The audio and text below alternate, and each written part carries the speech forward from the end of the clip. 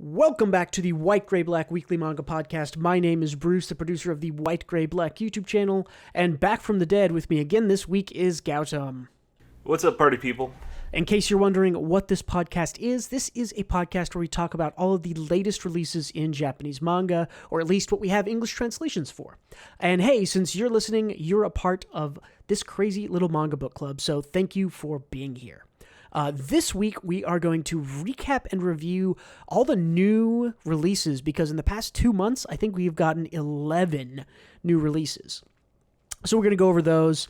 The big one, of course, from Weekly Shonen Jump this week is called Nue's Exorcist. We'll be going over that. But before we get to all that, let's talk about a bit of news from the world of manga, because there's actually quite a bit of news this week after being fairly light the last 2 weeks.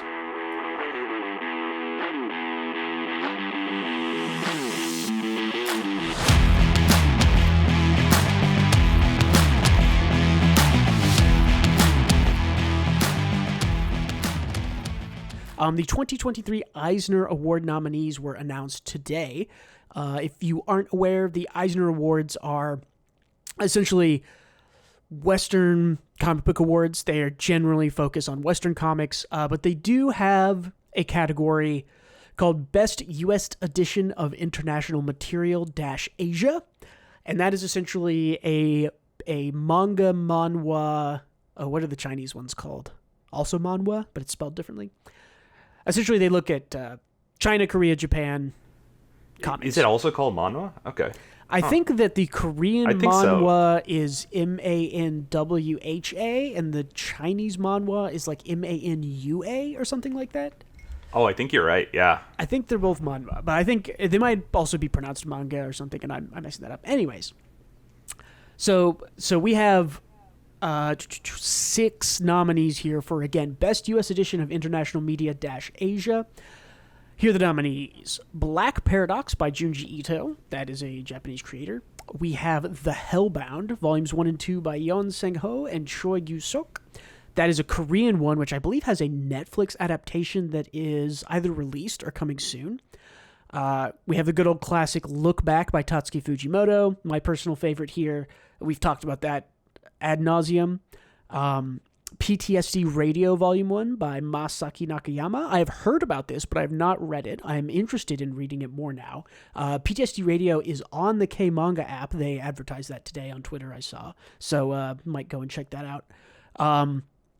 Shuna's Journey by Hayao Miyazaki. That is a familiar name. Of course, Miyazaki is responsible for Castle in the Sky, Howl's Moving Castle, Nazca in the Valley of Wind, all of those wonderful movies.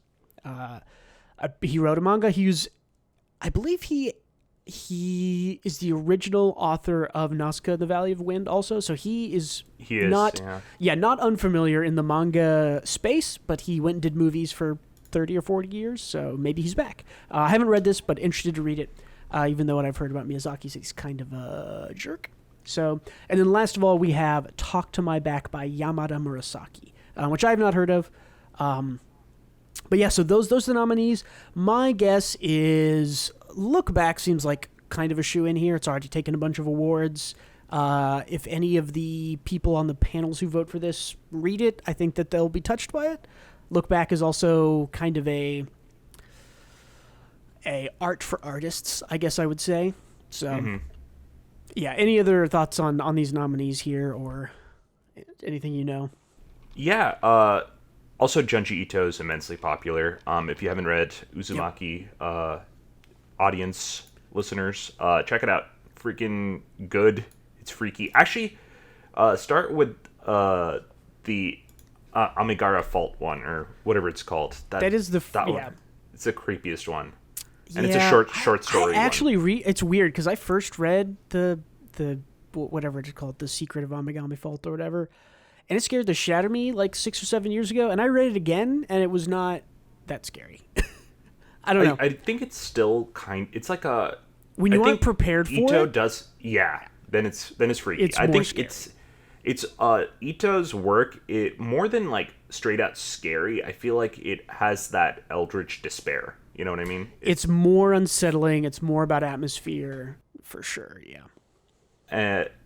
Also about Shuna's journey. I haven't read it, but I have read Nausicaa in the Valley of the Wind. The movie is like half of the manga, so there's a lot more to that story.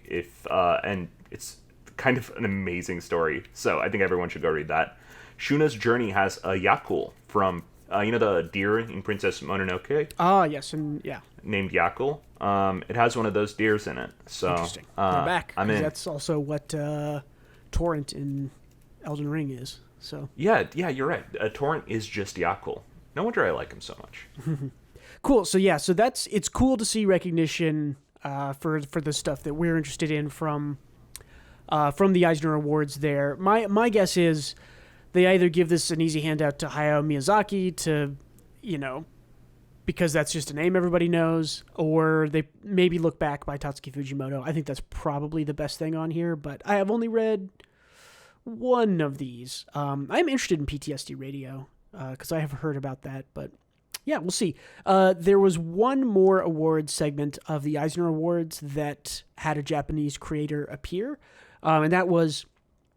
There is a nominee for Best Writer/Artist, which is essentially if you both write and do the art for your comic, you're nominated in this category. And Junji Ito was nominated there for The Black Paradox, The Liminal Zone, etc., for everything they did sort of recently.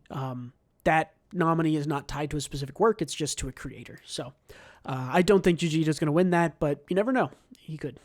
A quick note at the end, just so no one is getting mad or feels pissed off. The Eisner Awards they're not manga awards. They're not focused on manga. They have one little manga section, and Junji Ito, let me tell you, got lucky to appear. I believe last year or the year before, I want to say Chainsaw Man, or maybe, what was Fujimoto's last one shot? Not Look Back, but... God, it's Goodbye, the one Eri? with the... Goodbye, Eri. Yeah, it's Goodbye Eri might have been nominated last year, although Look Back is technically before... Or, sorry, After. Look Back is... Yeah, it was before Goodbye Eri, so I don't know. I think he's actually nominated for Chainsaw Man, or maybe just for Best Writer/Artist a couple of years ago, but... Yeah, either way, I could see him winning. I could see Ito winning, too. Who knows? Yeah, I wouldn't... Ito's weird. Ito kind of is a superstar in the corner of horror manga, and he doesn't really do much else, but who knows? Yeah, and he's perfect in that niche, but we all know that horror never wins awards, right? So yeah, horror's not... I think that's kind of what my subconscious was telling me there, because you said that and I was like, there's no way Ito wins, and I think there is a subconscious feeling of horror does not win awards, so unless they are specifically horror awards. Yeah. Cool. Moving on to just some more lighthearted stuff. Quick little pow bullet points. So I believe it was this past weekend or very recently, Hiroshi Kamiya got married. This is the voice actor for Araragi, Koyomi Araragi of Bakemonogatari fame, and Nisui Isin, the author of Bakemonogatari, wrote him a wedding speech, which I thought was probably, there was a recording of it that I listened to, but it's in Japanese. I don't think it was translated yet, but I'm sure that was amazing because the sort of love confession and the love lines that go on in the Monogatari series are some of my favorites. So I'm curious to listen to a translation of that whenever it's out. But I thought that was That's kind of really fun. sweet of him. Yep. It's nice that he knows these people on a personal level like this. Yeah, when I was looking up Hiroshi Kamiya, they're a very well-known voice actor. They're obviously most, I think, well-known for Araragi. They're also Captain Levi in Attack on Titan and Yato in Noragami. But I also learned today that they voice someone in One Piece. Do you think you know who it is without looking it up? Hold on. Zoro. Who does Captain Levi voice? No, this guy would have been like 5 when it started airing. Okay, it's a side character? It is...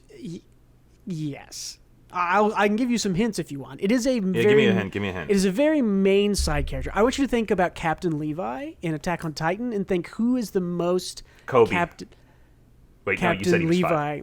Who's the most Captain Levi character in One Piece? Who would you relate them the most 1-to-1? Aokiji. You're on the wrong side of the war. So it's a pirate. It is a pirate. Captain Levi like pirate. Yes. that's not on the crew because he's too young to It be is a that. fairly main-focused side character. Oh, Odin. No. I don't know. That I would don't be know. I why. give up. This guy voices Law. Oh, shit. This I is the could see voice it. of Trafalgar D. Law. Yeah, I saw that and I was like, yeah, that's perfect. I think he probably actually got a lot of his notoriety or fame because he started voicing him back in like 2009. No, because the Monogatari series I think started in '08 or maybe 10. I don't remember. Anyways, I thought that was interesting little piece of trivia there that That is saw, interesting. Also, you're right. It is like kind of the equivalent because they both have like the same tired eyes, you know? Yeah, tired eyes, straight man type against some Yeah. goofy people. Yeah, very similar there. All right, some more quick news here. Oshinoko got a season 2 announced. No surprise there. Anime is. We're not going to talk sales, but Oshinoko, I think, in the last week of sales that we got reported, was occupied, I think, 9 of the top 20 spots again, as it did 2 weeks ago also. So 9 or 10 As of the it top 20 should. spots. Love to see it. Yep, it's a great series. Kindergarten Wars, Volume 1 and 2. I want to say this is maybe like the third or fourth time I've mentioned Kindergarten Wars getting another print run, and that's because Volume 1 and 2 of Kindergarten Wars are getting their 4th print run, which is pretty exceptional. This is going to be the next smash hit. This is going to be the next Spy Family, essentially, in another maybe year and a half, 2 years when it gets an anime. I think the series is great. An official translation is currently underway in the West. I think we're on chapter maybe like 6, up to chapter 6 got published today. I think we're reading like 3 chapters a week until we're live. So, Okay. Yeah, nice. I think it's a great series, but I'm surprised it is this popular. I figured it would be more niche, to be honest. yeah, I don't know. I mean, to me, it hits all the right things. It's goofy, it's funny, it's silly, it has good action, it has good characters. I think you can recommend this to anybody who's 8 years old to a 60-year-old, school teacher lady could be reading this. So Yeah. I think it has broad appeal in the same way that Spy Family does. It's like and this is not a bad thing, but it's a one gag manga, and that doesn't usually appeal to like everyone. So I thought that was I don't it's really cool think that it it's is. doing I well. don't know. How many chapters of it have you read? I'm up to date. Okay, on all of it? All right. Man, it doesn't really Yeah. feel like a one gag manga to me. It definitely feels like each character has their one gag, but they're sort of interacting differently. I don't know. I thought that the Bob Yeah. Girls story arc was really well told, and so I think that solidified was. it as a real, really good writing, as opposed to just like this is really funny and comfy. But yeah, More by one gag, I mean the primary gag is that she wants to meet a handsome guy, and they all kind of don't meet her very picky criteria, and she kills them, right? And they're all Yes, right. assassins. That's the main gag. I like the gag; it still works. But it feels like stuff like well, I guess Psyche K is kind of a one gag manga in that he is psychic, but you can do infinite things with that one gag. So yeah, I can see the mass appeal of it, you know. for sure. So I take it back. That makes sense. We'll see. I mean, it's massively popular. I think when this gets a good anime, which I think it almost surely will, owned by Shueisha Jump property, so it'll be big. What else do we got? Dungeon Meshi / Delicious in Dungeon was announced. We're getting a trailer for that on the 25th of May. That's a little over 1 week from date of recording. It's probably exactly 1 week from when you're listening to this, or Hell yeah. actually it's probably in the past because you don't have that many listeners. But yeah, hyped for this trailer finally. I believe that means that this is probably hitting in fall if we are getting a trailer now. Generally, trailers air potentially it could be summer, but yeah, usually trailers air and then you've got a season between that, or it airs in the next season. So hyped for this. That's by Trigger. It's Yeah. gonna be so good. I think it is also one last anime announcement. I believe Medalist anime, which I believe we talked rumors on sometime in the past 2 months. That was confirmed by production by Karakawa. I talked about Medalist a month ago, 3 weeks ago, maybe on the podcast. Super good series, super great sports series. Just in love with those characters and the journey they go on. So really hyped for that. I think the first season of that, if it's animated well, which I really pray that it is gonna just absolutely slay. It's a super great series. Really looking forward to that. Yeah, that's awesome. When you brought it up, I thought this was like an old series. So Cool to hear it's getting an anime. Yeah, very neat. A surprise release, I guess you could say. There was a new One Punch Man webcomic chapter posted I know after that, brother. Yeah, more than 2-year break from the author one doing other things. So this is not the Murata redraw update that's published in Jump Plus, Tonari J, whatever. Online. Yep, this is the webcomic written and drawn by one. So he might be getting back to this. I wonder what this signals for the series Versus. I wonder if that has not caught on well and it's maybe facing down cancellation or what. But I don't know if the volume 1 of Versus has released yet. So I'm not sure if we know the sales. Yeah, I don't think it says anything towards any of his series. I think he just has the time, because I think everything else he's just writing, right? Yeah. And I feel like the One Punch Man webcomic, of course, is the source material mostly for the primary comic. It was good to see it updated. I caught up on it. I read like 2 or 3 chapters. I missed a few. So fucking good. One just knows what he's doing. Like, he's a great author. Yep. I did not even notice the bad art, and honestly, his art has improved. It's still rough. It's still not up to par of sort of like most single creator series nowadays. But he is improved by like leaps and bounds over where he started. If you go back and try to read the first 10 chapters of the webcomic One Punch Man, and then read the most current 10 chapters, they're miles apart in quality. Yeah, like the first few chapters of One Punch Man, I think I could have probably drawn better. But current chapters, I know I couldn't have drawn better. I kind of feel the same way. Where it's like I am not really an artist, but I could definitely draw better than the first few chapters of One Punch Man. But the most recent ones are definitely a bit more, definitely more artistic. And I think I think it's just cool to see him coming back. I wonder if he just had writer's block and went and wrote a bunch of other stuff, because he published a 1-shot or 2, and then Versus, probably worked on Versus for a year, close to a year. So he might just be coming back after working on other stuff, like you said. Also, the Murata version is different. Like the story is different than the webcomic for the Garo fight. So he might have just been doing story stuff for that. I'm actually not totally sure how involved one is with the rewrites that happen. I want to say it's probably mostly Murata doing them, but he might be involved every week or two with rewriting the One Punch Man quote unquote official release. I don't think we can fully know the whole process, but I hear he does the story for everything still. Yeah, for sure. So that was cool. I remember, but this is years ago, and Murata said that on a live stream. So who knows if that's still the case? But I think it probably is. Yeah, I no idea. Will someone go interview Murata? I raised my hand slowly. Yeah, go to his stream, give him some bits or something, and ask him that. I want to sit down in person. Free trip to Japan. Pay for. So you're asking for someone listening to get you an interview. Fly me to Japan so I can interview Yusuke Murata and ask him a single question. Does one do rewrites on the newly updated publication that you do art for? Cool, thanks. Okay, I'm in Japan now. So I'm an expat. I burned my passport. Live there forever. You're asking Shueisha for a favor, and later in this podcast, we're gonna be shitting on all of the new manga they put out. Nah, most of them are pretty good. He's lying. Half of them are pretty good. He's lying, but I respect the lie. Yes. Okay, more news. This is one that's surprising, maybe.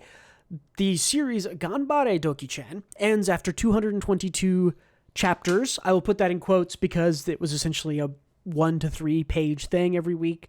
And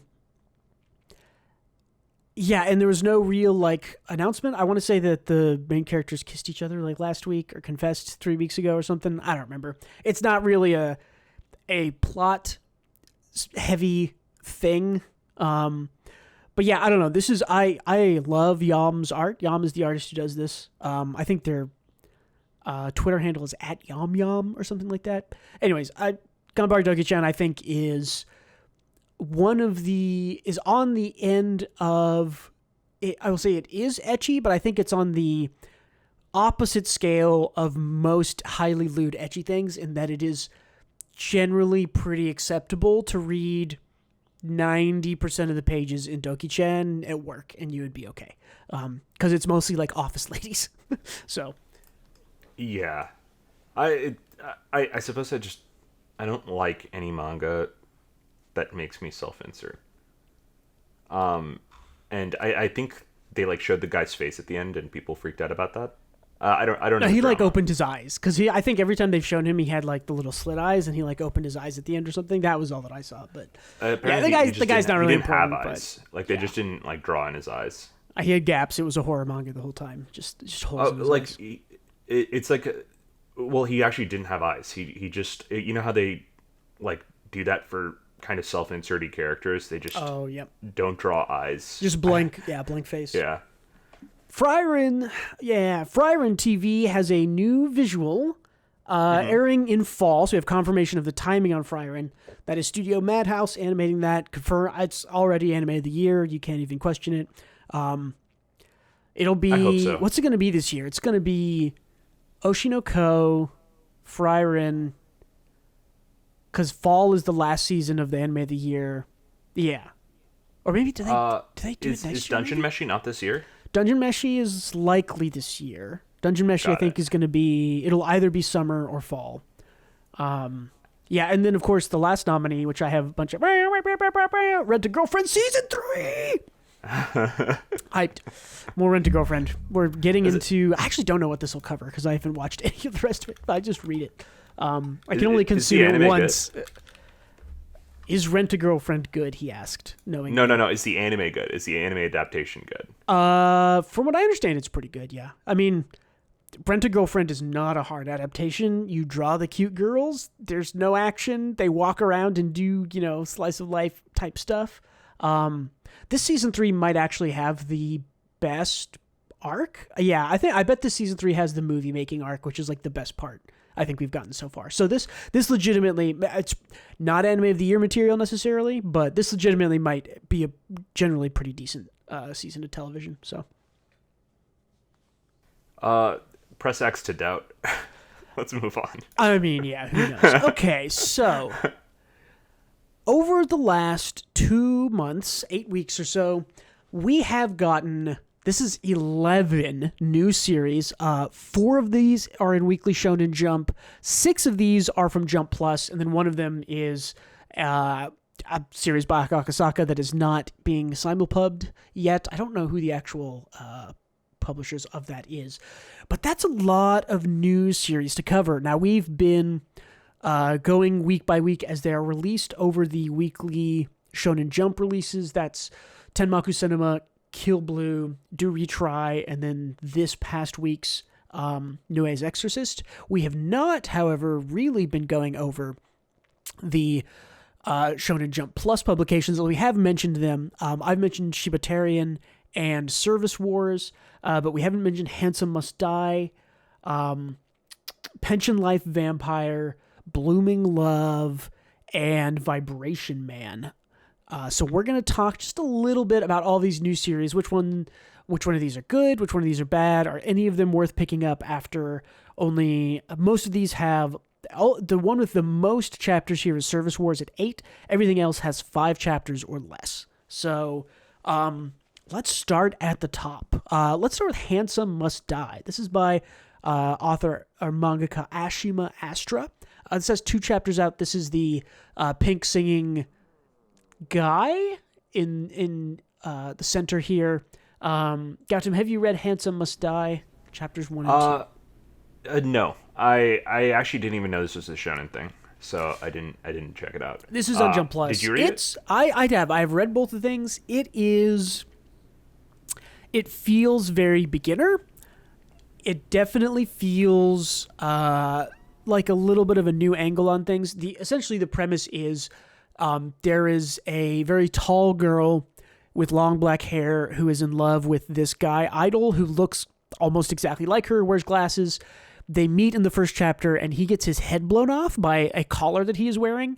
It is then revealed to her that these boy idols are, I don't remember, they're like being weaponized or controlled or something strange like that.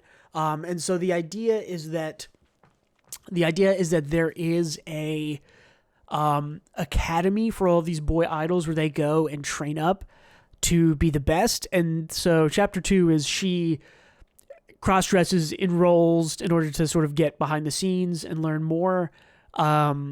It's interesting and fun. It'll probably be a short run, but I don't know. I mean, it has some potential. It's fun. The art is kind of interesting. It's an insane funny. Premise. It is. I was going to say it is an insane.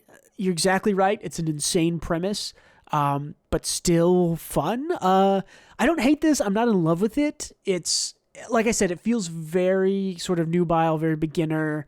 Like obviously this author is not hyper established. I don't know if they've done anything else or not, but it's definitely not the worst thing on the page here for sure. I would say, I'm trying to think if this was in, I'm trying to think about everything as like if Weekly Shonen Jump premiered this in their top 4, because I'm usually, now that I think about it, a little bit more critical when WSJ puts something out, just because I know their quality can be higher and that they should do a better job of all that. This is probably better than 2, maybe 3 of the new things we got. Not necessarily in the art department, but this feels, I don't know if you've noticed the sort of style of Jump Plus, but to me, this feels kind of quintessential Jump Plus, which is the art is kind of like, like a level below where you would want it for a WSJ or another major publication. It's sort of wild and different in a weird way, but it's still, it's unconventional, but it's still kind of like fun and quality, and I'm glad it's out there. Like it's sort of like a B movie, but B movies can be good. That's just kind of the B tag on the B movie isn't a representation of quality. It is more of money, I would say. So yeah, I honestly, Jerry Seinfeld would agree, first and foremost, and 2, I think that premise alone has sold me into wanting to read it. That sounds nuts. Yeah, I mean, just it's again, all of these are, you could spend maybe an hour and a half reading every chapter of all 11 of these series that are just published, because most of them only have a couple chapters. For instance, I hadn't read well, let's just move on to the next one. I had not read Vibration Man until I picked it up today, when I read it, and this one's pretty good, actually. Have you read any chapters of Vibration Man? Yep, 1, and it was like the most forgettable thing. Chapter 1 is the worst of all the chapters I read. This feels, the premise essentially is there are superpowers. It's kind of like, it's My Hero Academia, but the main character is, instead of being lame and boring and just an absolute pile of garbage like Deku is, the main character is like desperately trying to be cool and a goofball and stupid, and those are all fun things that we like in main characters. I read chapter 2 and it was a lot better than chapter 1. And I'm 3, 4, 5 all kind of going in a better direction, I would say. This feels very much sort of like My Hero Academia crossed with, what can I cross this with? Who's like an idiot main character that tries to be cool? He looks just like the blonde guy, the electric guy in My Hero Academia. Yeah, he does. I'm trying to think of what, like, who's like always trying to be cool. It's Denji. He just wants to be yes, popular. that's actually a pretty good, Denji. That's a good call out, I think. This is a little bit like My Hero Academia, where the main character was Denji without the, like, suffering of Chainsaw Man. Main character is just kind of an idiot, but let's compare this to something like, I mean, like in My Hero, it's like, I'm going to be a hero because I really want to be a hero. This guy is just like, heroes are cool, and I want to be a hero because that's cool. And some guy's like, I don't know, he asked some guy in chapter 2 or 3, he's like, well, like, who did you want to be when you were little? And he's like, oh, I wanted to be this basketball player. And he's like, didn't you want to be him because basketball players are cool? And he was like, well, yeah. And he's like, I'm the same way. I don't understand how we're different. So that's hilarious. Yeah, so this one I think, again, super easy read. I could see this gaining a little bit of traction. It hasn't been doing too bad on Reddit. I don't think a couple hundred upvotes. Its chapter 1 was definitely the worst chapter. I feel like if you just started at chapter 2, it would almost be a better series, but who knows, so.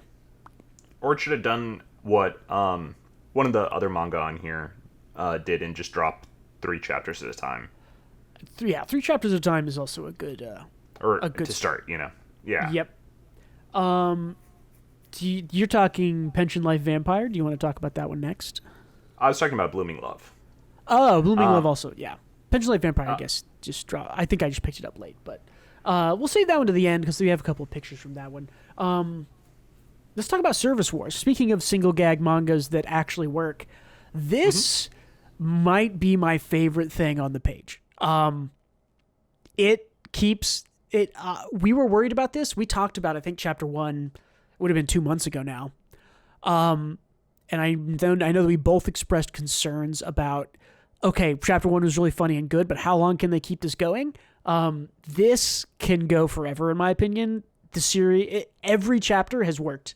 I do not think they've dropped a single chapter in 8 chapters that has not worked. They've developed the overarching plot. Character backstory stuff is coming out.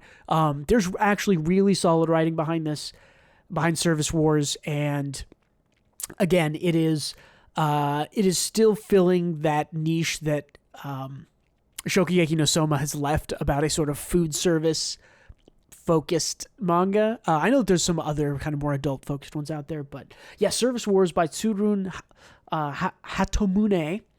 I think it's really good. It's either first or second of all the things on the page right now, I would say.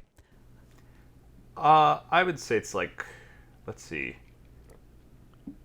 Have you read all 8 chapters that are out so far? I think I didn't read the latest one, but gotcha. It's fine.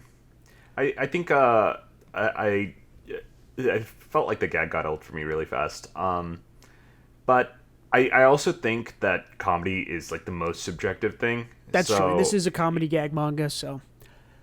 And also I think, and I talked about it 2 months ago, but it appeals specifically to me who has worked in food service, probably more than the average person, so understandable.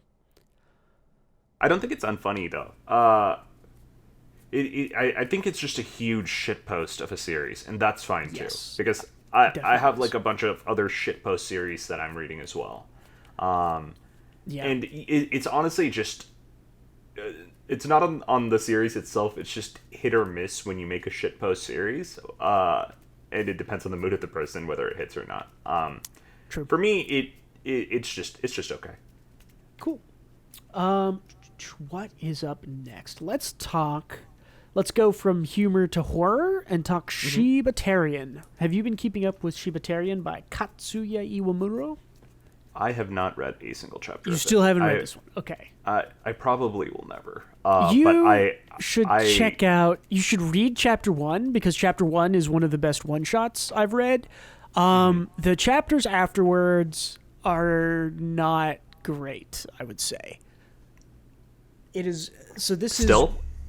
Yeah, so we would have talked about this, I guess, 5 or 6 weeks ago. Shibatarian is on the podcast if you want to check out my full thoughts on it there. It just is kind of treading water. It just kind of did its big twist reveal in chapter 1, and then it hasn't really done much since then. The art is simple and okay, and it's just one of those things while I'm reading, I just know things are gonna... It feels like things are gonna end poorly, and it's not gonna be satisfying. I'm pretty down on this one now. I almost didn't even pick it back up, but I might go with 2 or 3 more chapters and see if it goes anywhere. But yeah, this one's not really doing it for me. Again, I think if you want to read one of the best one-shots of the year, go read just chapter 1 of Shibatarian. I think it's worth it to do that. Got it. Every other chapter, I don't think you need to read past chapter 1 on this. I would not suggest wasting your time unless this picks up in quality pretty quick. Because 5 chapters in, we're getting to the point of a full single volume being out, and I just am not really buying the first volume of this series. How many volumes you think this gets? or do you think it has legs to be like a long running series, or is this going to be like a short? I mean, the fact that I think that chapter 1 was awesome and every other chapter has been pretty bad. I do not think this had legs past chapter 1, and I think I mentioned that on when it premiered. That I didn't think this had legs at all. So my guess is this is 2 or 3 volumes. We might get 24, 25 chapters out of it. Much more than that, I would be surprised. This does not, no way this goes past 50 or 100 chapters. Just absolutely no way. Got it. Yeah, it's on chapter 5 now, right? Yeah. Okay. Yes. Let's skip. This is one I'm pretty sure that you've been reading. Let's talk Pension Life Vampire by Shoichi Taguchi. You've been reading this one, right? Yeah, that was great. Tell me a little bit about the premise of it, and we'll talk about it. Yeah, it's literally just a vampire living in kind of like a domicile housing unit that she runs. Kind of like a retired life situation. It's more or less a slice of life between like a quote unquote vampire hunter and a vampire. And it's cute. It's cute and fun, and it is 100% a slice of life and nothing else. That's no sarcasm then. Yeah. It's just very much a slice of life. If you like slice of lives, this is a cute one. Read it. Yeah, this is not too bad. I found myself a little bored in the last, 2 chapters. There's only, how many chapters is that? 4 or 5? 5 chapters, I think. Chapters 1 and 2 I thought were pretty kind of interesting. There felt like there was, even though it's a slice of life, there was some very minor kind of tension between the 2 leads with their histories. And then after then, it's just kind of, it's just a typical slice of life. Thought it was pretty boring. I think if you want a I don't know if it's a better. I think if you want a more fleshed out, more chaptered version of this, what's the dark skinned demon girl one where she's a lolly and then she's big? Jahi, yeah. The Great Jahi-sama will not be summoned, or whatever it's called. I think that series has a lot of similarities where it's sort of like domestic living. The person who owns the apartment is one of the main characters, and her sister and stuff. I think that's kind of the same type of series, and I would say Jahi-sama is better. So far, yeah, I'd agree. I will say, though, that I think a lot of people will like this series better because Jai's a piece of shit. You know, like kind of just The hardest part of Jahi is the first like 10 chapters is Jahi. Yeah, Jahi's a piece of shit, and only bad things happen to her, and it feels really bad. After you get through maybe 10 or 15 chapters, it turns into more of like a real like, okay, she has redeeming qualities and she's trying to do good things and stuff. But yeah, it's very hard to get through this person who's like doing bad things and being punished for it, and the world is just extra punishing her for whatever reason. It kind of feels bad. It does. She gets like overly punished because the bad thing she does is like petty, you know, and she gets some serious consequences. No, I mean like I think some people don't like characters that are petty and narcissistic, and Jai is very much petty and narcissistic, and right? she definitely starts a more severe version of that than she evolves into later. So yeah, exactly, yeah. Cool. Yeah, so that's Pension Life Vampire. Now, the thing that threw me off is that apparently a pension is like a type of shared living house. Okay, that makes more sense. Yeah, because I was looking at the title of this. I thought it was like it was like a reference to retirement from being a vampire. But that totally makes sense. That makes way more sense. Yeah, so I had to look this up too because they were like, oh, in my pension. And I was like, pension life vampire? Doesn't make much sense. A pension, this is from Wikipedia, is a type of guest house or boarding house, typically used in continental Europe, North Africa, and the Middle East, blah, blah, blah. So in contrast to bed and breakfast, more usual in the United States, pensions typically offer not only breakfast, but lunch, dinner, sometimes even tea. So very much just sort of a shared living, shortish, medium rental type property. So pension life vampire is essentially like boarding house life vampire. So that makes much more sense than retirement. Yeah. So I thought it was like a retired life vampire kind of thing. That's what I thought reading it at first too, and I was like, this doesn't make any sense. And then so I had to look up the pension. That makes sense. Cool. Let's talk about the last one that is not a Weekly Shonen Jump series, and we'll do all the Jump stuff together. So let's talk about Sure. Renai Daiko by Aka Akasaka, writer, and Nishizawa 5mm artist. Two chapters of this. We talked about chapter 1, I think 2 weeks ago, very briefly. Oh, dude, I did not know chapter 2 dropped. Only a couple days gotta read ago. that. Cool. It's sort of the same feeling. You get a little bit more background into who the guy really is. The guy's Okay, I was gonna say we needed that. yeah, the guy I think is like more of a troublemaker and stuff in the back. So it essentially just kind of does the guy's side of the stuff. But I like this so far. It isn't as strong a start as Kaguya. Love is War, as Kaguya or Oshinoko, I would say. But it's still pretty good. And Aka's writing it, and the man can do no wrong in my mind. So I think this will end up being pretty good no matter what.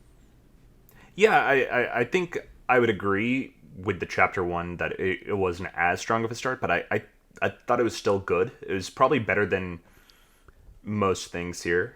Yeah, I mean, I would argue this is better than pretty much everything we're about to talk about from Weekly Shonen Jump, except maybe Tenmaku Cinema. But I would even put them on maybe about the same. They're sort of different, but I like Blooming the best. But yeah, I think all in all, it has like a strong.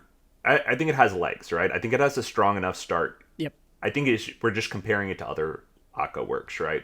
It's like comparing it to the best. Either way, I'm interested to see where it goes. I want to go read chapter 2 after this. Yeah, for sure. Check it out. That is Renai Daiko. This one's pretty good. This was in the top half of the stuff on the page, I think, for sure. But yeah, so let's hit the block in order of the new Weekly Shonen Jump series. Sure. I think we are probably in agreement here that they are pretty much already ranked strongest to weakest based on the time that they released. The time that they released here would be Tenmaku Cinema by Yutu Tsukada, art by Shun Saiki. That's the combo who did Shokeki no Soma. That was published first. I think that's the best. Kill Blue by Tadatoshi Fujimaki was published next. And then, do I have... Oh, Do Retry by Jun Kirarazaka, published after that. And then we will talk about Nue's Exorcist a little bit deeper in the more. You could maybe swap the latter three around a little bit, but you can agree or disagree with this take. Tenmaku Cinema is good. Everything else is pretty bad. Yeah. To put it simply. I completely agree. Yeah. Not even like, oh, it's just average or whatever.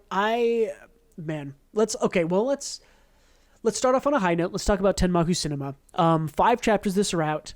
This is really solid. This is going to stick around and Jump for a while. I think this is a proven pair who wrote 300 chapters of Shokugeki no Soma, which sold like hotcakes and had a great anime for 2.5 seasons until it got bad animation and bad writing and who knows.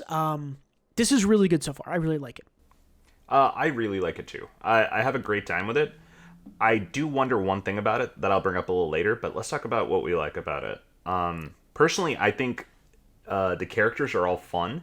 Mm-hmm. The character designs are also like... I feel like the art is just this guy's strong suit. Shun Saiki's very good. Yeah. Yeah. I mean, honed in the halls of hentai, and yeah, he's an amazing artist. So I think the main character looks generic, and Soma did not look generic, which is my one piece of feedback so far. But I do think the main character is interesting. Like, even though he looks generic, I think he's an interesting character. So it balances out. And I wonder, since they've sort of made the main character the director of this thing, I wonder if he will evolve into have a more interesting visual character design later on. I think there's a potential for that, but he'll get a hat. I mean, I'm thinking like a hat or sunglasses or a scar, like just a little accent piece or something. Yeah. Something that he needs. But yeah, I mean, generally, I like the 3 main characters we've met. I like the side characters are good. The story is interesting. There's a little bit of mystery, which I think every new series should incorporate, even if it's resolved in the first volume. The little bit of mystery of the sort of ghost author not really knowing why he's not credited on the movie that he claims to have written, even though he knows he wrote it. The literal ghostwriter. Yes, the literal ghostwriter. The named Tenmaku of Tenmaku Cinema. Yep. I love that there's that little mystery in there. Little things like that for me especially really help me buy in and keep reading a story, because like there's something I'm curious about finding out. Like I want to know why he was left out. That's, I mean, as much as I would say it is generally easier to get people invested in an interesting plot than it is interesting characters, especially depending on the skill of your writing. So introducing a mystery like this is good, because if the characters were weaker, I would still be interested in the plot point. But the characters are good here. So yeah, I mean, Tenmaku Cinema, like I said, I think this is sticking around long term. This is going to be a good series. Yeah. Anything else about it? Yeah. So I think we are in the setup phase of the story, and the fact that we like it in the setup phase is a good sign. My second thing is, I think food is kind of relatable to everyone. Like, it's appealing to everyone. Like, what, a cooking contest, Hell's Kitchen is popular everywhere, right? Like, everyone wants to watch that. I mean, but Food Network, cooking shows, cooking YouTube is huge, and that's like the only thing I consume on YouTube almost. So yeah. With that said, I am not sure about the broad appeal of the filmmaking process or film analysis. I like it, but I don't know if that's how widely like relatable that is for the general public. So I guess we'll have to see. Yeah, I think it's a good concern to call out. I will say, I mean, behind the scenes and the movie making process and stuff, I'm thinking stuff on YouTube like Corridor Crew, who does VFX sort of breakdowns of stuff. Those have huge viewers, huge fans. Tons of people love behind the scenes stuff, making of movies. They don't get as technical as Tenmaku has been getting. I think the danger that it needs to watch out for is getting too technical. I think the more that they can keep it kind of very... So Shokugeki no Soma didn't get too technical on the cooking, but they did sort of use like one major technical thing per like battle, essentially, right? But they weren't saying like, oh, that guy is brunoising this and sauteing that and using all these, words and talking about multiple technical things in every single battle. It was like, oh, this is the battle of this ingredient or this technique, and that's what we're focusing on. And I think that works really well because people can grab onto a single ingredient or a single technique. I think I see where your concern is coming from, because I think I have the same one, and that's it. If they are using whole chapters to go through what kind of camera they need and, what scripting looks like and what storyboarding and blah, blah, blah. Like, if they get too caught up in the details of technicalities, that I think will do it a disservice. I think these two know how to handle the sort of include the technical stuff. I have not felt overwhelmed so far, so we'll see. I haven't either, but I don't think either of us would feel overwhelmed by this, because I personally find it interesting, right? But I can see how this wouldn't be appealing to someone who isn't into film analysis or isn't into, I don't know, the process of making a movie. Movie making, yeah. So let's talk about the bad series. Kill Blue to me is just boring. It's just so boring. It has nothing going for it. It isn't necessarily bad. It's also not good. And I think boring is death in Weekly Shonen Jump. It doesn't have anything interesting going for it. Its one sort of interesting niche is just so blown out of the water by Sakamoto Days being better, and that's the kind of like assassin in a creative situation because he's a school kid now. But it just doesn't, nothing in this holds my attention at all. The one thing I mentioned, I think I mentioned this when we were talking about chapter 1 a month ago or so, was I said, if they develop the relationship between like his ex-wife, who's the doctor who's treating him, they haven't done anything with that. They introduce this new girl who's just forgettable but involved somehow. I know that I said that a good plot mystery can keep me involved. I don't really care about the plot mystery here, because the plot mystery is who made the thing that turned him into a kid. The problem is he's never not going to be a kid because he's always got to be a kid because that's what the story is. Hey, lucky for you, the main character doesn't seem to give too much of a shit about the plot mystery either. That is true. Yeah. I mean, yeah, I don't know. Anything else to say about Kill Blue? The art is fine, better than the last two we're going to talk about, but still not great, I would say. I think I might like it a little bit more than you, but I still think it's bad. I don't think it's that... I thought it got better after chapter 1, but I thought chapter 1 was horrible. I don't know. The parts I like, it does try to differentiate itself from Sakamoto Days. All of its action parts are the worst parts. All of him kind of trying to understand the younger generation are better parts to me. But also, there are so many other manga and books and anything that just do it better, right? So yeah, I think you've unlocked an answer in my mind with what you just said. This is trying to do too much, I think. I think this is trying to be a school slice of life comedy thing with an old guy in school. It's also trying to be an action shonen. It's also trying to be this sort of spy mystery thing. And it isn't executing any of them at a level above what other series, right? Sakamoto is a better spy action thing. Almost anything is a better school slice of life. I mean, Renai Daikyo is way better already for that. Blooming Love, which we'll talk about in a little bit, much better than that. Yeah, it's just trying to do too much, right? It's trying to put every quote unquote good idea in a box and do everything, and it needs to focus on one.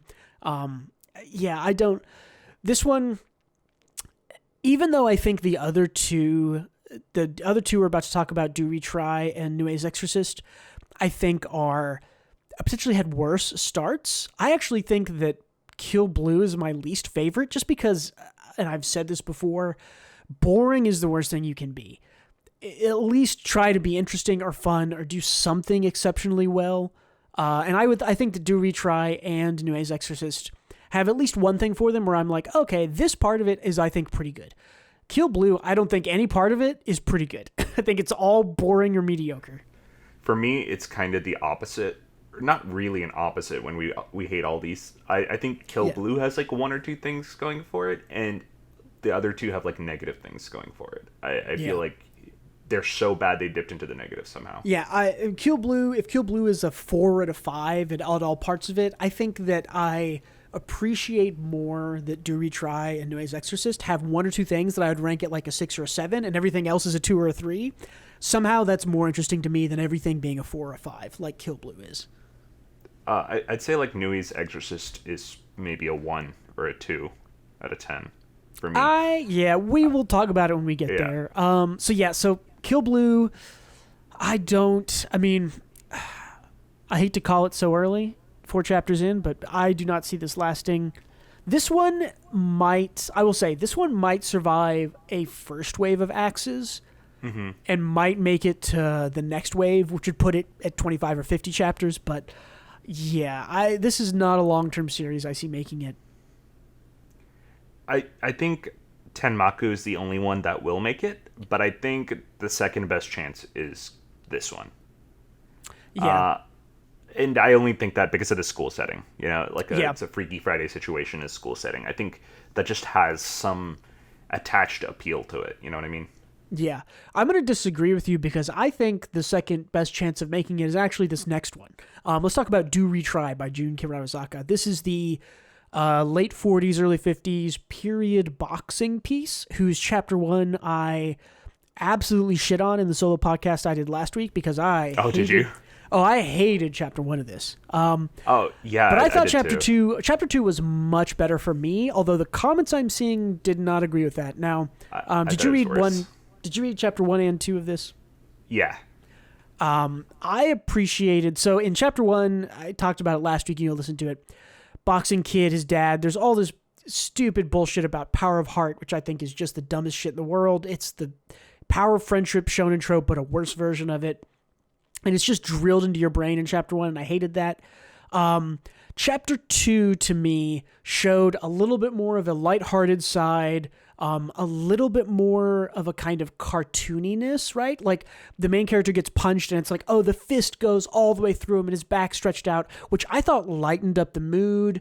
And made it felt in chapter 1 like it was taking itself way too seriously, and I thought chapter 2 lightened it up, and I liked that a lot. I think that this series is going to work much better when it's a little bit more goofy, a little bit more cartoony. It kind of lets itself be a little bit more free and wild from the confines of reality.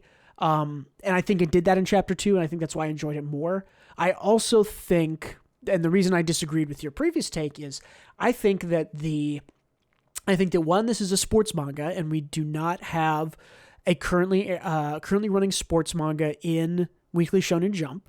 So I think that is a missing niche that potentially a lot of people are going to grab onto whenever it gets to the sports stuff, because it hasn't gotten there yet. I also think that the period piece Japan of that sort of the early 50s, late 40s, post-war Japan, I think that's a really interesting setting. And I think that's one of those things where I was talking about I rate Do Retry a little bit higher on a couple of those things. I think the setting for Do Retry is easily my favorite, even of the top 4, right? Because it's high school setting,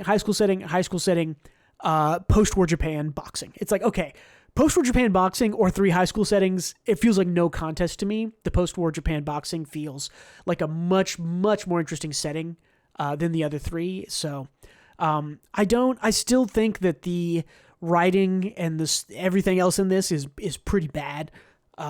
But for Japan, I also think Japan might like this more than the West, because if this was about 1950s America or, post-American Revolution or something, that's something that if you as someone living there and maybe experience that, has a potential to catch on more. I also wonder if this appeals to an older crowd, because they might know more things from, the 50s, or maybe their parents knew things from the 50s that they experienced. I think Do Retry has a chance. I think it improved in chapter 2. I hope it keeps improving. I've got my eye on this one as the sort of potential curious dark horse. That being said, it's still bad. I still don't think this is very good. So if it stays not very good, I don't think it has a chance. But I think this has a little bit more going for it than Kill Blue does. So how do you feel about Do Retry? I'd like to preface these next 2 manga that we're going to talk about by saying I'm going to be very negative. And I feel bad, but hey, you know what? It's not my fault that they released 2 pieces of shit in a row. Yeah. I don't really agree. Effectively, I thought the setting is completely squandered. It's a tonal mess, right? They went for the serious stuff, which worked for the setting on a very shallow level in the first chapter. I didn't like it. The goofy stuff kind of invalidated the whole tone of it. It's like I don't. Doesn't your sister have like, what was it? What she had, polio? Like no, she had like some disease, she had like pneumonia or something like that. Yeah, one of those things. Good call out. I definitely agree. I think that a lot of people were thrown off by the tonal shift. I think in my mind, I was just thinking, I hate how serious this is when it seems like it should be goofy. And so I think the tonal shift for me shifted it into where I thought it was supposed to be. But you were absolutely right that the tone between chapter 1 and chapter 2 are completely different, which I think, again, is bad writing in general. So yeah. But, and while the setting is an interesting one, I'm glad that people are going outside of high school settings, but I don't feel like the setting is, it hasn't been utilized properly yet, and I feel like a goofy tone in a World War II setting where everyone's like struggling and poor is just I don't know how they're gonna make that work. But I guess we'll see. I'm hoping chapter 3 is better. I don't really have anything positive to say about it. I think I hated the characters. Yeah. I definitely hate this main character a lot. Yeah. This is tied for my least favorite main character for these last 2 we'll talk about. But he's awful. I did like. Okay, bad. So one good thing. I do have one positive that I personally like the art style. I think it's pretty charming. Yeah, and I like 90s, the art. Right? It's what. Yeah. It's like a 90s style. Yeah, it's like an older. It feels a little bit kind of more old school. And I think that part of it, because I agree, I do think the art here is probably the best of the last 3, excluding Shinsaiki of Tenmaku Cinema. I think that when he drew the more goofy kind of stylized action stuff, I think that was my favorite part of the like I said, I mentioned the panel where the main character sort of gets punched by the big dude and it kind of goes all the way through his chest. Like that's good art. That's good. It's good action stuff. I liked that more than the stuff in chapter 1. So yeah, this is definitely one where, because chapters 1 and 2 were kind of so vastly different in tone, will chapter 3 be a completely different tone, or will it be chapter 1 serious tone, or will it be chapter 3 or chapter 2's more lighthearted tone? Is he going to do, is it going to start with a training arc? Is it going to be put into a fight? I personally don't know if this is salvageable. I don't know where this is going. Yeah, I mean, look, Vibration Man is salvageable because our only issue with chapter 1 was that it was very generic, right? Yeah. We didn't hate the characters. Here, I don't know if I can like something where I just find the characters generic and unlikable. Yeah. But I guess we'll see. I'd be happy to be proven wrong. I'm not rooting for any of these to do bad or be bad, but I don't really see a way out. Yeah, I mean, it's true. You don't necessarily want something to fail, but there is I will say, just because we've talked about this extensively, we've been through 2 cancel cycles and now 2 big release cycles doing this podcast. There is a feeling that I get, that I think some other people probably also get, of, well, when something's canceled, something new has a chance to come in, and if something else new has a potential to be good and this is already bad, why not give something new a chance? So it's hard to say that you're rooting for something to fail, but at the same time, I guess on the other side of that, of what you just said, because I agree, it opens up a slot for something else that could potentially be better. But with how frequently series get canceled, I feel like people don't commit to anything or give anything a chance anymore because they see it as an inevitability. And I hope that mindset, I know that mindset's fostered in our manga, but I don't know if Japan shares that mindset where they see something even a little bit middling and they're like, okay, this is fucked. I'm done with it, you know? Yeah, it is. I mean, essentially, this is a brief tangent. This is a issue for arts and entertainment in general at large, I would say, is that there are now so many things vying for your time and attention online and in person and everything. I mean, the other thing is that art, it compoundingly grows, right? If I wanted to say, I feel like I was kind of lucky to get seriously into sort of movie and story, kind of deep dive type of stuff when I did, because I got in late 90s, early 2000s, around that age, and I had 30 or 40 years of history to go through if I wanted to catch up with, for instance, all the great movies. I went and I've watched almost kind of all the great classics from about 1940 to, the year 2000s. I've seen a lot of that. It's been 23 years since I have gone and done that. There is now 23 more years of movies that I have to watch. And there's also now, 20 more years of TV shows that I have to watch since I haven't been actively watching TV. There's 20 more years of books. And books go back even farther. There's unlimited content, right? There's just so many things vying for your attention that, again, when stuff like this comes out that is bad or middling, or I've said this phrase a lot, I think you have too, it's just not worth your time because there's so many other good things out there. And I'll make time for a good series. I think everyone will. I think when you find something you love or any kind of art to consume that really grabs you, you go, well, I have to make time for this. But because there's so much competition in movies and especially in manga, there's so many manga being published. In 8 weeks, we have 11 new manga here, and this doesn't stop. Yeah. This is kind of the new season, so it'll slow down, but there's probably, there's a bunch of new stuff every single day in our manga. There's 15 one-shots all vying for your attention with thousands of upvotes that I don't click on because all that content is stupid and fluffy and ecchi, and I just hate it all. But yeah, it is very much a sort of this is, you very quickly have to grab someone, you very quickly have to ask for their attention and their investment, and if you can't do that fast enough, That's fair. That's on you, right? There's so much other art to consume. Like for instance, it isn't like me not reading Do Retry every week means that I'm bored. Right? Like in the past, and this is maybe more like 30 or 40 years ago, in the past, if you weren't watching whatever the syndicated TV was every single night, like you might have like a hole, and you might have nothing to do on Thursday night if, this is maybe 20 years ago, but like if Friends doesn't come on Thursday night, your Thursday night's free now. What are you going to do? And you have a space and time.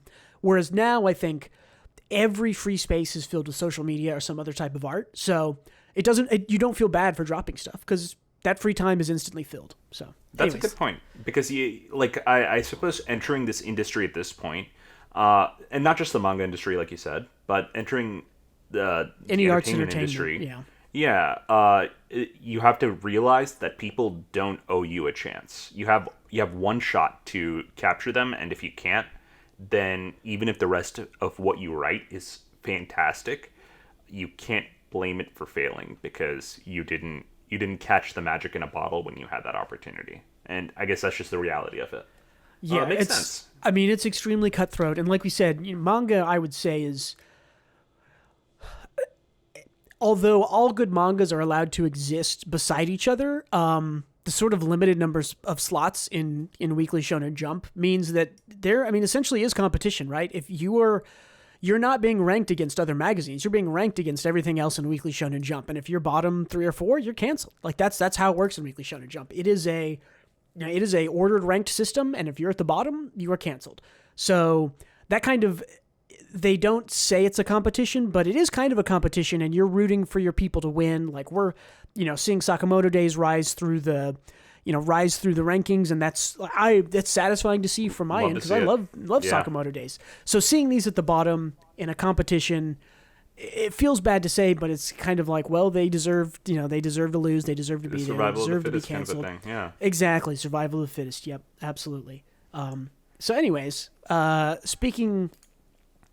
Actually, let's. I think did I put Bloom into you next? I did. Let's. We're gonna talk about New A's Exorcist, but we've spent the last 25 minutes being severely critical on Weekly Shonen Jump. Let's hop over to Jump Plus and talk about a really good series that came out. This is the last one of one of the new ones that's published. This is the opposite of a compliment sandwich. It's a negativity sandwich where we do negative, positive, negative.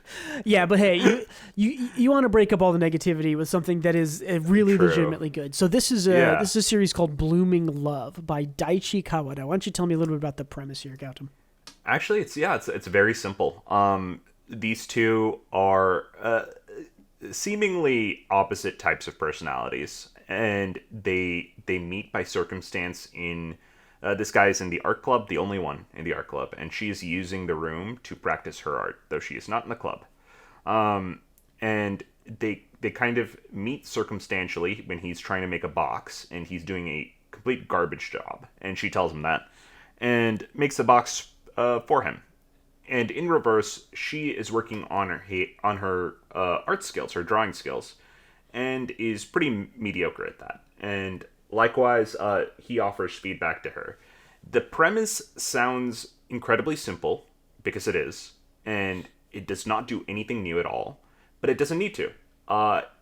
It executes that simple premise well. It has great character designs. And really good art, too. I'm looking at this page, and this is actually, super... this is the action paneling that I talk about.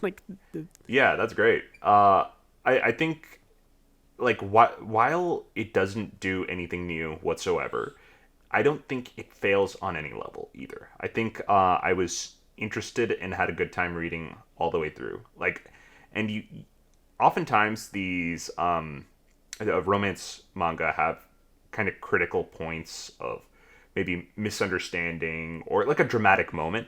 I don't think this even had a dramatic moment. It felt like normal progress. It feels very Reiwa era romance, right? It feels very much like we're not beating around the bush. We're just going to get straight into these two like each other. Let's go, dating in 20 to 30 chapters and move on from there. And he's kind of just like a nice, nerdy guy. And she is a very stoic, straightforward craftsman type girl. Well, she's specifically, is she called a gyaru, right? Because she like dyes her hair blonde Oh yeah, I guess so. and like dresses pretty or whatever. She's like Yeah, I guess so. I don't know the like the technical definition, but I think yeah, you're right. I'm not sure what qualifies or not, but I think she kind of falls into that.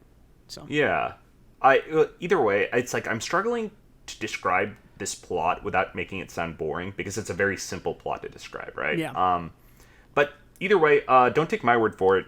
Check out the first the first 3 chapters dropped all at the same time. yeah. I think I think 4 it got chapters right progressively now. better. So Yep. yeah, this is really good. I am loving this. I don't want. You're right that I don't want to sell it short with it's not doing anything new. I think that in publishing there's in lots of art like selling, I guess you could say, there's this idea of the strange attractor. What is the one sort of different thing about your story that will get people to buy in? And this, you're right that this doesn't do much different, but I think the sort of strange attractor here is like this girl is a craftsman of, what is it, like sake barrels or no, drums, right? She makes drums for yeah. and that's For the sort of club your and yeah, for all the parades and stuff that Japan does, the festivals.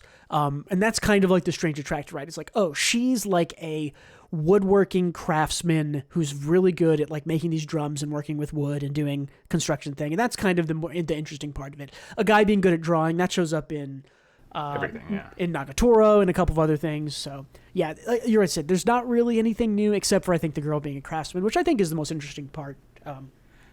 You're right. That is an interesting character because, and also you don't see like female craftspeople ever represented, so that's also interesting. More so, what I was trying to get at is that it's pretty formulaic, but it has its fundamentals down pretty much perfectly, and so it wasn't meant to be a negative. It was more so it's just so fundamentally solid in how well it's written and how well it's drawn that I think it's just very strong. So I think this is one of the better ones on the list of 10 we saw. Yeah, I totally agree. A good call out there because you're absolutely right. This doesn't really do anything new, nothing super interesting, one strange attractor, but yeah, it's just got the fundamentals down of I understand these characters, I understand what they want, I understand what they offer to each other as a couple, which is clearly where this is going, which is a pretty key romantic thing of like, what are you know, what hole or does the partner fill or what complementary sort of personality and stuff do they bring? So yeah, I mean, and you're right, fundamentally all of that stuff works for me. This is a super good writing.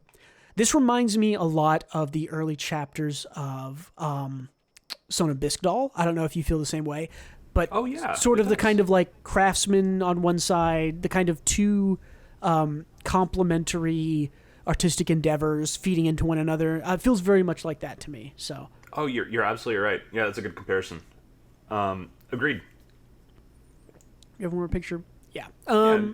Yeah, I mean, anything else to say on Blooming Love by Daichi Kawada? No, I think it's great. I think it's a quick read, so anyone listening, go check it out if you like romance manga. If you don't, then I don't know. Go read something else. Yeah, we'll talk about One Piece later. No, we were. Yeah. Just go read One Piece. Yeah, this is good. I will say something. These characters, I relate to something in these characters. You'll have to tell me if you have this thing. I was talking to one of my other friends about this.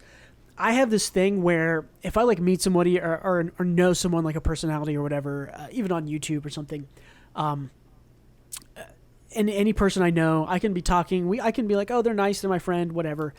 If they put a microphone in their face or get up on stage and if they start to sing and they have an awesome voice, I am like instantly in love with that person. Like, I'm not even kidding. This is like an instant fall in love. Like, oh my God, they can sing. Like, they can do this artistic thing.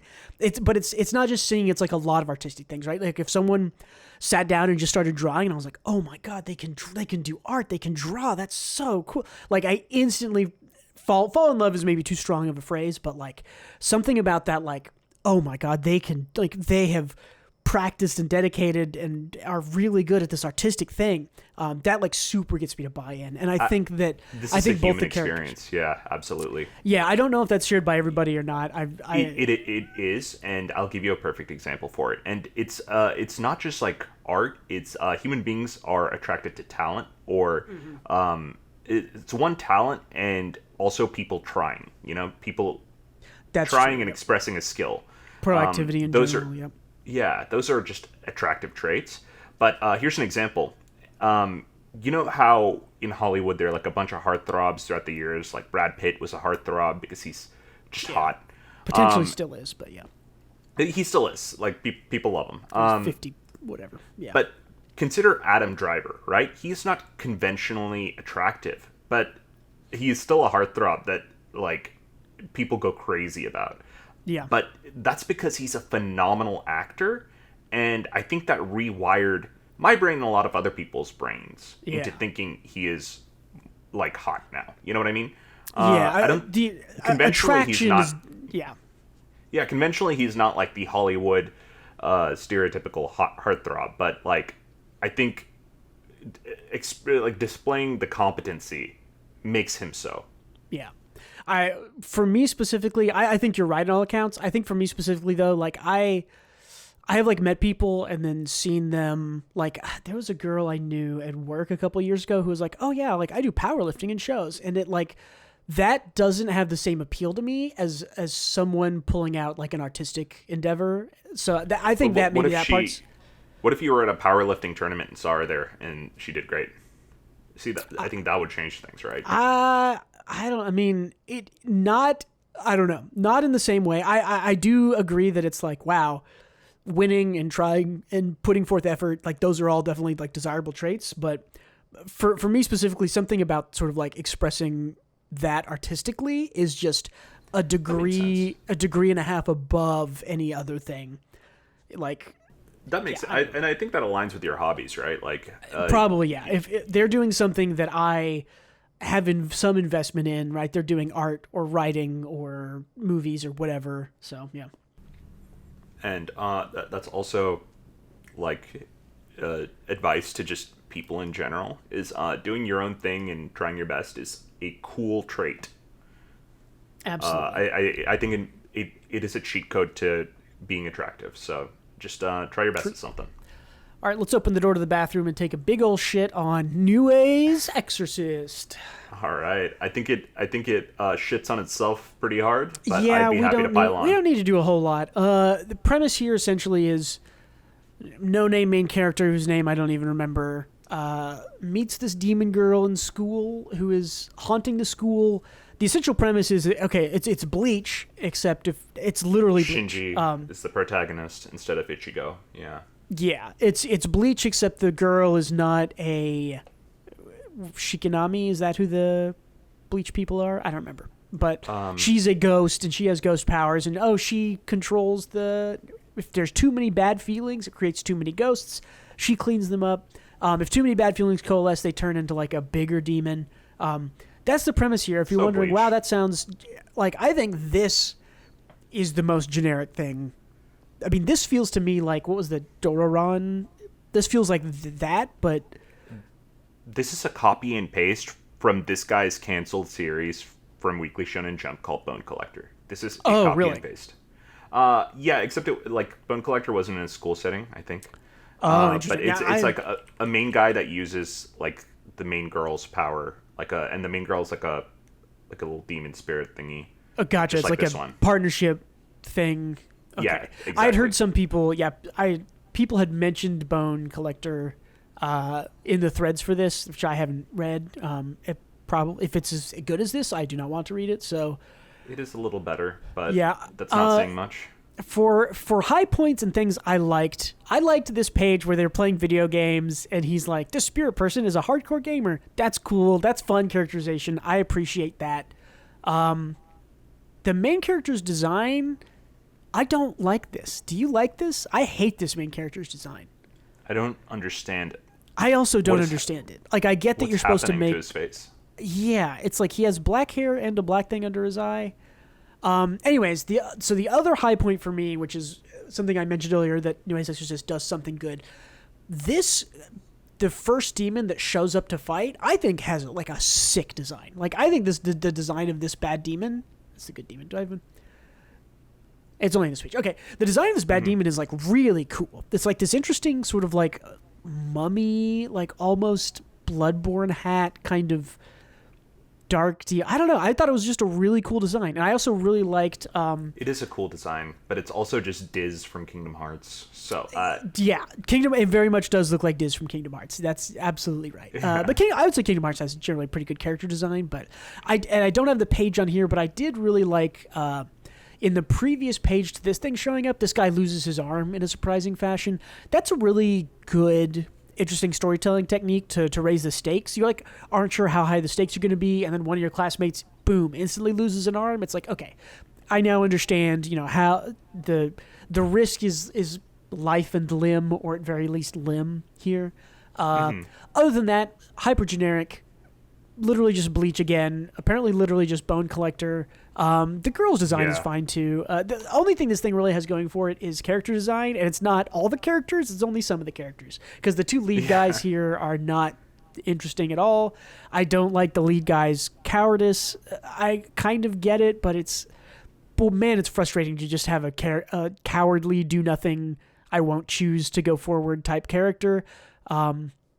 I guess that's a better shot on the right there of the bad guy. But also, like, when he gets the power up, that's like the worst design I've ever seen. Like, I hate the way that looks. It literally looks like the Black Clover guy. A little bit like what was the Aliens area? When that guy got his like powered up arm, it was literally like, it's just a black arm, does stuff, cool, not very interesting. Yeah, also his power is just Ichigo's power from Bleach. He just gets a sword. He gets a sword, demon powers. Literally Bleach. It's literally, I've talked about this for weeks now. It's the fucking Bleach problem. It's back again. I gotta show you what Asta looks like. I mean, that's pretty close. It's too close. Is all the art in Black Clover this rough? This is rough. That's from the anime. It looks better in the manga. So it does. Okay, interesting. I don't think it's bad in Black Clover. Yeah, I mean, so yeah, this is I think the low points of this series. I think the lowest of the four new things. This is the worst written, just kind of the most boring school setting. The worst Bleach. This is probably the worst Bleach clone chapter 1 we've gotten in the past, I don't know, 2 years, however long I've been keeping track. Yeah, honestly, not a whole lot. It was so bad that if we weren't going to talk about it in this podcast, like if this didn't exist, I think I would have dropped it like 10 pages in, maybe. I don't know. It sucked. I mean, I'm always down to read chapter 2 of something, especially if I've read chapter 1. I know that I always like to, 3-episode test, and I like to say that it takes more volume or more chapters of a manga than just 3 to get something, but I've kind of been dropping stuff at 3 chapters, kind of historically. It's like, okay, if your first chapter isn't good, and then if your second chapter doesn't build or get better, and then if your second and third chapter don't sort of show me exactly what we're going to be doing week to week in this manga, you're kind of out, right? I'm kind of out. Like if I don't like any of those things, right? If I don't like the introduction of the characters and the plot, if I don't like the follow-up, and then I don't like sort of the 2 and 3, here's what we're doing every week with this manga, where are we going, what's being set up. If I don't like any of those things, I just drop it. So, as you should. And, it's like, I like the 3-chapter rule that you have. I also have, like, something similar in my head where I give something, like, a chance. But if this has, like, no positive aspects in my eyes. I do think the designs, some of the designs are cool, but also I'm not going to read something just because the art designs are good. Like, I don't, like... Art can only save you so much, and your art has to be really good in all aspects to save a really terrible story, and this is not that. And Diz from Kingdom Hearts is one of the designs who is out of the story now, Yeah, I was about to say, the really, like, the best design thing in the whole story died in Chapter 1. So, yeah. So, basically what I'm looking for in Chapter 2 of New Exorcist is there more good design stuff, and is it good enough to keep saying, I want to keep up with it, and then... I will admit that the main character, though most of the chapter he was a kind of puny, pitiful, cowardice type thing, he did choose to take action at the end. If that changes him and he's a different character going forward, it could be more bearable. I don't predict that happening. I think don't this see is. it. I mean, this is Yeah. dead in the water to me. Chapter 1. I would say that Do Retry, while I didn't like Chapter 1, didn't feel dead in the water. Kill Blue was kind of the same. I was like, I don't really jive with this, but who knows? It could get better. This to me feels like no chance. This author has not shown me that they know how to do anything correctly except for steal what's his name from Kingdom Hearts Design and make it look cool. Yeah, Diz, yeah. Diz, yeah. I mean, other than that, I don't think they have not shown me in Chapter 1 anything that I want to see. So, Can I give it one accolade? Because I just thought of one. yeah, for sure. Always. It is better than that robot. I was gag Ichigoki manga under bullshit. control. Yeah. Yeah, it is better than that, because that was just that had like I don't even know. That one pissed me off reading it. That one was It's not like bad.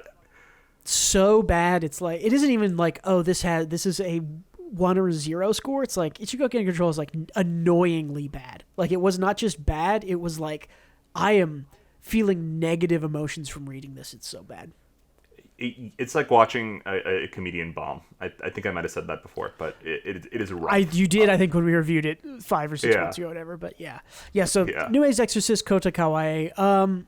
You got 2 weeks. You got 2 weeks to try to get me back on board, and it's going to be a tough time. It's actually tricky giving manga like this, and in my opinion, Do Retry like a chance, because I feel like the setup and everything established taints the other chapters a little bit. So it feels like they have to do more to win you. You know. For sure, I think just that's inevitable. true. I think that's absolutely true. I think you're exactly right. Having a bad chapter 1 means that you do have to work twice as hard to get people back. If you at least release like a mediocre chapter 1, like Kill Blue or something, right? Then you're working your way up from maybe someone, or even like I would say Sakamoto Days chapter 1 was like just okay. Like that's not my favorite chapter 1 of what I think is a really good series. Some really good chapter 1s that I've done some kind of preliminary writing work on some videos that'll maybe come out eventually. Spy Family has a super great chapter 1. Oh, it might be their best chapter somehow. It is it is up there, definitely. It is definitely just a really good chapter in general, and it does all these things. It has sort of a complete story and character arc for 2 characters. So, I got one. I think my favorite chapter 1 that I can think of, maybe there's others that are better, but is Freyren at the Funeral. Friar the Funeral had a great chapter 1. Oshinoko has a great chapter 1. People, even though episode 1 of that was like the first 4, 5, or 6 chapters, just chapter 1 of Oshinoko is also an amazing It's one. really good. Yeah. So, yeah, I mean, you're absolutely right. Chapter 1's a big thing. Chapter 1 matters a lot. It is easily, before I have read your manga, chapter 1 is the most important thing you have to write. So, Exactly. cool. Well, that's it for manga. All right. Let's pick real quick. What's your favorite of everything on the page, or what's your top 2? Pick your top 2 out of all of these 11 new manga we've talked about. Blooming Love, even though I think the title is bad, Blooming Love is number 1, and number 2 is Tenmaku Cinema. Yep. Might reverse us, actually. I think Tenmaku might be better. I don't know. Yeah, that's fair. I'll pick 2 different ones, though I do think that those are probably the 2 best things on here. For me, I think you can pick third and fourth place. Yeah. Yeah, for me, I think it's Service Wars, and then I think I'm going to put Vibration Man up there. I think Over Vibration Aka's Man. Yeah, I think Vibration Man has a lot of potential. I don't know. I think you should give it a read and let me know what you think of it. I will. If you think it's better than Aka's thing, then I'll definitely read it, because Aka's thing reads to me a little boring, I think, is my problem with it. I don't necessarily think that that's bad. It's doing a lot of stage setting, obviously, but it just hasn't really, it's not as funny. I don't know. It feels again like it's maybe trying to do too many things, and it's picking the middle ground and not going all the way. Like the first couple of Yeah. chapters of Kaguya are really funny. The first couple chapters of Oshinoko are really dramatic and well written. This one's kind of like, is it dramatic? Is it romance? Is it funny? It's got like a little bit of all of that, but isn't leaning into all of them. I'll put Vibration Man forward just to see if it can get some new fans. I'll check it out. I do based on think that chapters rec 2 alone. through 5 are much more interesting. I don't know. It just strikes me as like a slightly better version of My Hero, but like a little bit goofier and a little bit more amateur, but still fun. So I'm glad to hear that the main character is such a dweeb. I think that sells me a little bit more. yeah, like seriously, just read chapters 2 through 5 and just you're gonna feel, I think, a little bit better out of it, even if you're not in love with it. So I'll report back at the next podcast about it. cool, awesome. Let's do some extra things this week. It's video games. TFT grind to gold, which I noticed you changed right before we started to grind to plat. You see, you're raising your bar. No, I forgot that I got to gold yesterday. So I'm raising the bar. I'm not gonna get to plat. Let's be real. There's like 20 Plat is hard to get to. Plat is hard, and I need to play a metric fuck ton considering there's like 25 days till the season ends. Oh yeah, good luck. Yeah. But I'm having fun with the game. I just love fucking auto battlers, and I think TFT. While I like Hearthstone Battlegrounds more, I think TFT is the better game because it's so polished. It's clear Riot cares about that game, Yeah. unlike Blizzard. Well, Riot is. Boy, we could talk about. We're not a video game podcast, but we could talk about Riot picking up the pieces of Blizzard. So, did you hear? Yeah, I'm gonna 60-second timer. Did you hear Blizzard canceled Overwatch 2 PVE? that's insane. I know. I They saw did that, and then really quickly today, I started hearing rumors about Riot's MMO FPS, right, Destiny-ish game. Today, I started hearing rumors about that, and I am almost sure that Riot leaked those off the back of the PVE progression type stuff. Like, I'm sure they're capitalizing on that. Riot has made so much money and has so much investment from Tencent that they've just been developing games and not released them for, like, at this point, we're going on 5 or 6 years. That I think the MMO, the fighting game has been in development for 2 or 3 years now. Project R, it looks sick. We might actually get some announcements of these in the coming month when E3 hits. So, okay, but yeah. The crazy thing is Activision Blizzard has so much money as well. I mean, like, I just don't know what they're doing. I think they lost all their goodwill, and they're probably hemorrhaging their talent because They are hyper hemorrhaging talent. I saw a report Yeah. on the WoW team because I'm a WoW player, not like a whole lot, but a report on the WoW team is that from pre-COVID to now that they've retained maybe like 10 or 15% of their teams. Like everyone else is new. It's all new Yeah. people on these teams, which is very hard to develop without people who know kind of how the code works. But anyways, I guess it turns out if you lay off so many people and still take your bonuses, that people probably don't want to work for your company. Yep, not great. Did you? Okay, question, because you talked about auto battlers. I also love auto battlers. Did you played StarCraft 2 when it was out? Yeah, I played a ton. And Wings you of loved Liberty it? only though. Yeah, Look into and check out a game called Mechabellum. Mechabellum is like a StarCraft 2 auto battler. That sounds cool. It's a really cool game. I watched some streamers play it this week, and it seems really neat. Or maybe like late last week. Yeah, Mechabellum. So Holy shit! This looks just like StarCraft 2. It's very it looks StarCraft tight. 2. There's like there's Thors are essentially in it. But it's like you take turns picking units and picking their placement, and once you place them, they're there forever. And then there's like wave after wave, and you auto fight. So you can like, oh, I'll go behind their lines with this, or I'll choose flying units, and they counter the next round with a different unit. It seems really like interesting that. and fun. Yeah, That's a unique auto battler. That seems cool. It's super unique, and it looks really interesting. So yeah, give that a look. Yeah. Good luck on your climb to plat. Good luck on your climb to hopefully gold 1 at least. That's not happening. Gold 3. I think the highest I've gotten is gold 1. I just don't have the time to get to plat. Yeah, that's the highest It I takes ever was in League. I was gold 1 in promo series 5 separate times, and I failed all of them, and then I was like, I'm never playing this game again. That's fair. League is its own anti-drug campaign. League is its own worse than drugs, oftentimes. Speaking of drugs, but better than drugs, I've been playing Tears of the Kingdom since literally since an hour after I recorded the last podcast. It's better than Breath of the Wild. I don't even want to talk about it that much. It's just, if you liked Breath of the Wild, this is a better game. And it's insane to me because I think Breath of the Wild is a 10 out of 10 perfect game, one of the most immaculately designed things I've ever played, and this game is better in every possible way.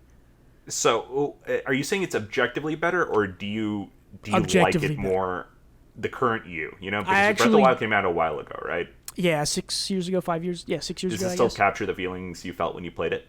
It is. Yes, it is. That is the wild, magical thing. Is that almost everyone who played and loved Breath of the Wild has that sort of like, I'm exploring, I'm climbing, it's cool, it's awesome, it's this whole new world, the exploration and discovery moments. How do you rediscover that? And they did it. They just did it. Like, you just get to play Breath of the Wild again in this game, but it's Breath of the Wild, but better and more, and there's more things to do, and the world is 2.5 times as big as Breath of the Wild. It's insane. I cannot gush about this game enough. Hades was my game of the last decade of 2011 to 2020, I guess. This is probably undisputed game of the decade of 2021 to 2030. I don't see 2030. anything. That's a call. I'm calling it now 3 years in, yeah, because I just don't.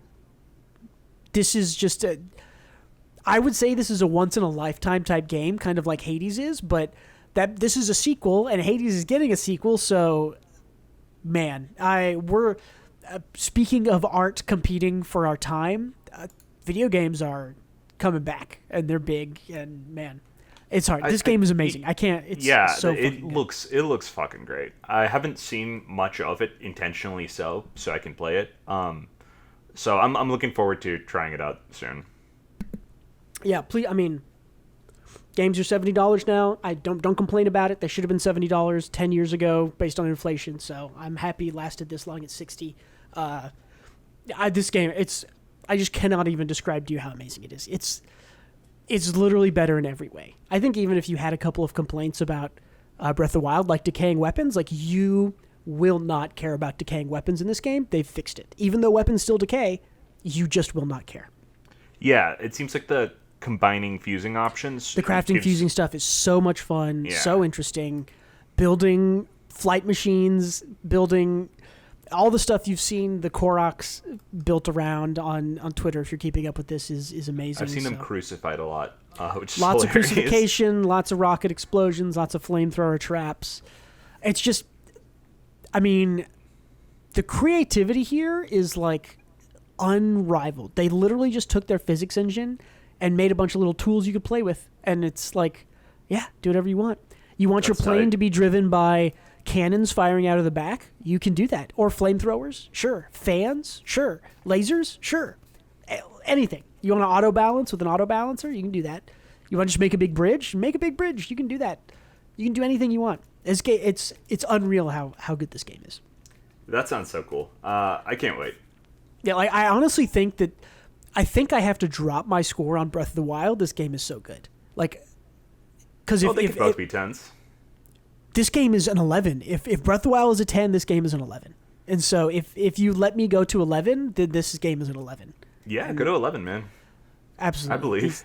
For sure. I mean, like I said, I could gush about this game for hours. I won't do that. We'll cut the podcast there. So yeah. Thank you for listening or watching. Don't forget to check out the YouTube channels White, Gray, Black for more condensed, curated manga content. Do you want to check out the VODs for this podcast? They are on WGB Weekly Manga Podcast YouTube channel. Search either of those. They should appear. If you want to listen to us as a podcast, we are on the major podcast providers. WGB Weekly Manga Podcast. If you enjoyed it and want to support us, head on to whatever you're listening or watching us on. Give us a thumbs up. Give us a follow. Give us positive reinforcement. Write a review. Tell us we're doing a good job. That's the best thing you can do for us. If you're rich as fuck and you just want to give me some money, I'll absolutely accept it. Patreon.com/WGB Manga. It can help us upgrade our gear, do some more curated content, maybe some stuff like that. So everything else, head on over to Twitter and give me a follow at WGB Manga. You want to comment on anything, leave it in the YouTube comments. At me on Twitter. I'm happy to respond. I'm happy to fight with you publicly or privately, whichever you prefer. Anything we should be talking about or reading, we'll keep it up. That's probably the last time we're going to check in on a lot of these series. We might mention them being dropped, But yeah, anything else you want to leave them with, Gautam? No, that's about it. I'll catch you guys later. Yeah, thank you so much for being with us. Please come back next week, and don't forget to read more manga.